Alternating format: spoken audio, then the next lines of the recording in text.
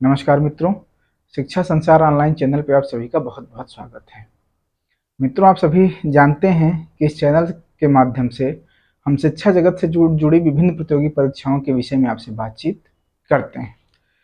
मित्रों, आज के बातचीत में भी हम एक महत्वपूर्ण टॉपिक पे डिस्कशन करेंगे।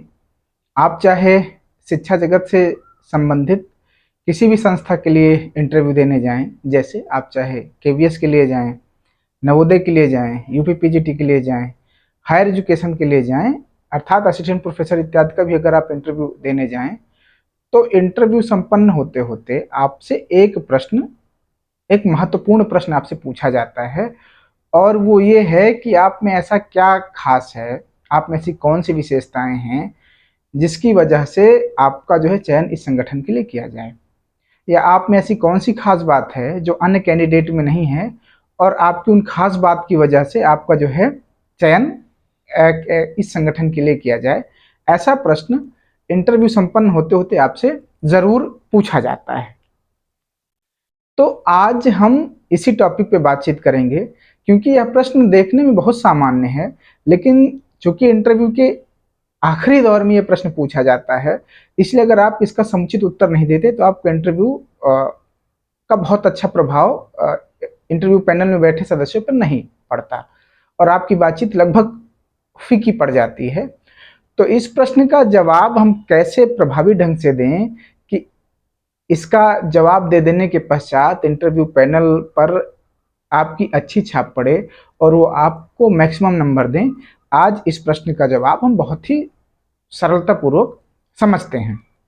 मित्रों, जब आपसे ये प्रश्न पूछा जाए कि आपका इस संगठन के लिए हम क्यों चयन करें, या आप में ऐसी क्या खास बात है जो अन्य कैंडिडेट में नहीं है, इस तरह का जब प्रश्न आपको पूछा जाए तो आप इसका जवाब बेहद जो है शालीन ढंग से देते हुए कहेंगे।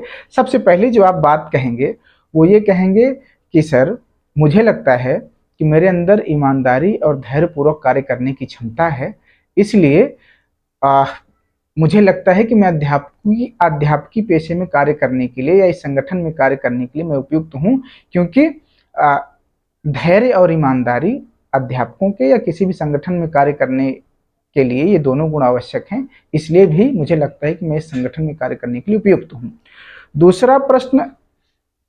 दूसरा उत्तर आप इस प्रश्न के जवाब में दूसरी बात अपनी जो है क्या कहेंगे, कौन सी बात बताएंगे?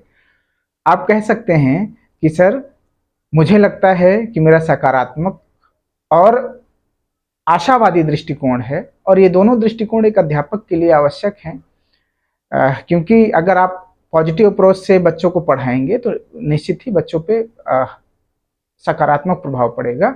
इसलिए मुझे लगता है कि मैं संगठन के लिए उपयुक्त हूँ, क्योंकि मेरे अंदर सकारात्मक और आशावादी दृष्टिकोण है। आप तीसरी बात जो बताएंगे वो भी एक अध्यापक के लिए बेहद आवश्यक है। उसके बगैर जो है अच्छा अध्यापन कार्य हो ही नहीं सकता। आप जिस विषय के लिए इंटरव्यू देने गए हैं, जिस विषय के लिए आपका सिलेक्शन हुआ है, आप बताएंगे कि सर, विषयगत जो है समझ मेरे अंदर ठीक है, मुझे लगता है। जैसे आप हिंदी का अगर इंटरव्यू देने गए हैं तो आप बोलेंगे कि सर, मुझे हिंदी विषय की समझ ठीक ठाक है, तो इसलिए भी मुझे लगता है कि यदि मेरी अपने विषय पर समझ और पकड़ बढ़िया है तब भी मैं जो है इस संगठन में कार्य करने के लिए उपयुक्त हूँ। अगली बात मित्रों जो आप बताएंगे वो भी एक अध्यापक का जो है गुण माना जाता है, और अध्यापक में वो गुण निश्चित तौर पे होना ही चाहिए। आप बताएंगे कि सर, अध्ययन की प्रवृत्ति।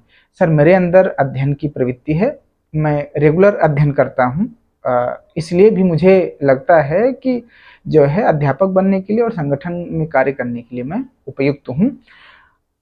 अगला जवाब जो आप देंगे वो है कि नवीन ज्ञान के प्रति जिज्ञासु, अर्थात किसी भी व्यक्ति में जो अध्यापकी क्षेत्र से जुड़ना चाह रहा है उसके अंदर नवीन ज्ञान के प्रति हमेशा जिज्ञासा होनी चाहिए।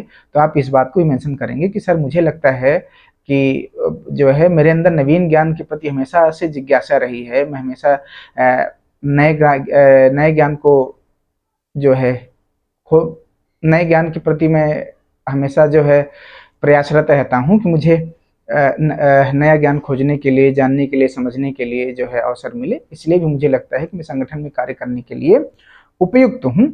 आप अगला और जो सबसे महत्वपूर्ण जवाब देंगे वो ये है कि सर, बच्चों के प्रति मेरा स्नेहिल और लोकतांत्रिक दृष्टिकोण है। वर्तमान अध्यापन प्रणाली ऐसी है कि जिसमें पढ़ाने के लिए आपका बच्चों के साथ स्नेहवत और मित्रवत संबंध होना चाहिए तथा अधिक से अधिक आप उनके प्रति लोकतांत्रिक हों। तो ये दोनों जो है गुण मेरे अंदर है। मेरा नज़रिया बच्चों के प्रति स्नेह भरा है और लोकतांत्रिक दृष्टिकोण है मेरा। इसलिए भी मुझे लगता है कि मैं केवीएस में या किसी भी संगठन में जिसका आप इंटरव्यू देने के लिए गए हैं, मैं इस संगठन में कार्य करने के लिए उपयुक्त हूँ।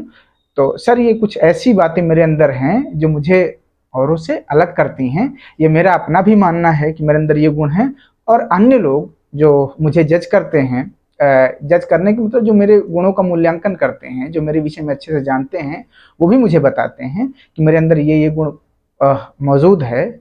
इसलिए मुझे लगता है कि मैं इस संगठन में और अध्यापकी पेशे में कार्य करने के लिए उपयुक्त हूँ। मित्रों, आज के इस संक्षिप्त वीडियो में इतनी ही बातचीत, लेकिन ये एक सार्थक बातचीत थी इंटरव्यू के लेकर के। अगर आप इंटरव्यू बोर्ड के सामने इस तरह से संयमित ढंग से, संतुलित ढंग से जवाब देंगे तो मेरा मानना है कि आप मैक्सिमम अंक गेन करेंगे, क्योंकि ये प्रश्न अमूर्त चिंतन के हैं। अगर आप बिना इन प्रश्नों की तैयारी के चले जाते हैं इंटरव्यू बोर्ड के सामने, तो अचानक से भी प्रश्न आपके सामने आ जाते हैं तो आप इन बातों को सोच नहीं पाते, इनका जवाब आप सोच नहीं पाते और आपका इंटरव्यू खराब हो जाता है। तो इस तरह से अगर आप पहले से तैयारी करके इन प्रश्नों के लिए तैयार होकर जाएंगे, और ये प्रश्न ऐसे हैं जो जेन्युइन रूप से हर कैंडिडेट से पूछे ही जाते हैं, तो अगर आप तैयार होकर जाते हैं तो निश्चय ही आप जो है वहाँ पर संतुलित ढंग से बातचीत करेंगे और आपका इंटरव्यू अच्छा जाएगा। मित्रों, आज के वीडियो में इतना ही। इस बातचीत को हम यहीं विराम देते हैं। अगर हमारी बातचीत आपको सार्थक लगी हो, अच्छी लगी हो, तो आप हमारे चैनल को लाइक, शेयर और सब्सक्राइब करके अपना स्नेह दे सकते हैं। धन्यवाद मित्रों, नमस्कार।